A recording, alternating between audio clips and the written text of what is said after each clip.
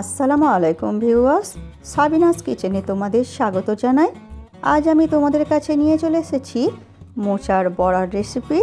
এইভাবে তোমরা একবার বানিয়ে দেখো, খুবই দারুণ হয় খেতে।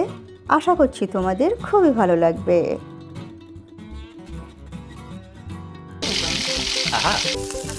Yes.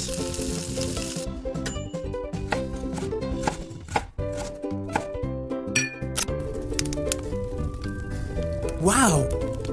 আমি মোচা ভালো করে পরিষ্কার করে নিয়ে কুচিয়ে নুন আর হলুদ দিয়ে ভাপিয়ে নিয়েছি। তার মধ্যে আমি 2 চামচের মতো নারকেল কোড়া দিয়ে দিচ্ছি। ছোট ছোট করে পেঁয়াজ কুচি করে দিয়ে দিলাম।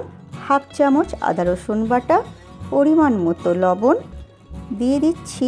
1/2 চামচ লঙ্কা গুঁড়ো, 1 চামচ ভাজা ধনে গুঁড়ো, 1 চামচ ভাজা জিরে গুঁড়ো, আর দিয়ে দিচ্ছি 1/2 চামচের মতো গরম মশলার গুঁড়ো।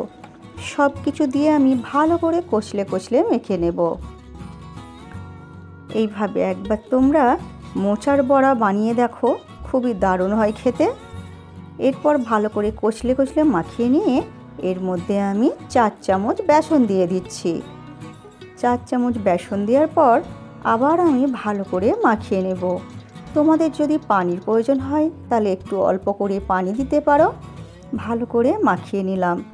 মাখিয়ে নিয়ে এরপর একটি ফ্রাই প্যানে আমি বেশি করে সর্ষের তেল দিয়ে দিচ্ছি। ভালো করে গরম করে নিয়ে মিডিয়াম আঁচ করে দেব।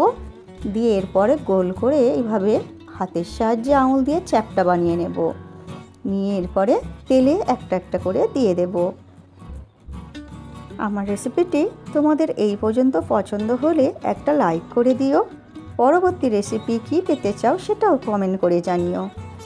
মোচা রান্না অনেকেই পছন্দ নয়, কিন্তু এই মোচার বড়া বা কাবাব তোমরা যদি এইভাবে বানাও তাহলে সবাই চেয়ে চেয়ে খাবে।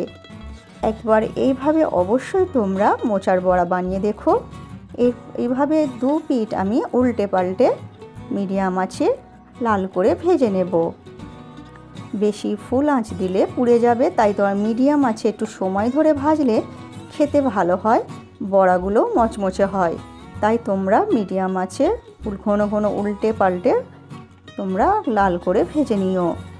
এরপর তোমরা গরম গরম ভাত, রুটি, পরোটার সাথে বা পোলাওয়ের সঙ্গে খেতে পারো তোমরা। আমার রেসিপিটি তোমাদের কেমন লাগলো কমেন্ট করে জানিও। ভালো লাগলে বন্ধুবান্ধবের মাঝেও শেয়ার করে দিও। আমার রেসিপিটি ফেসবুক থেকে দেখলে ফলো করে দিও। ইউটিউব থেকে দেখলে সাবস্ক্রাইব করে পাশে থেকো। আমার রেসিপিটি শেষ পর্যন্ত দেখার জন্য অনেক অনেক ধন্যবাদ তোমাদের।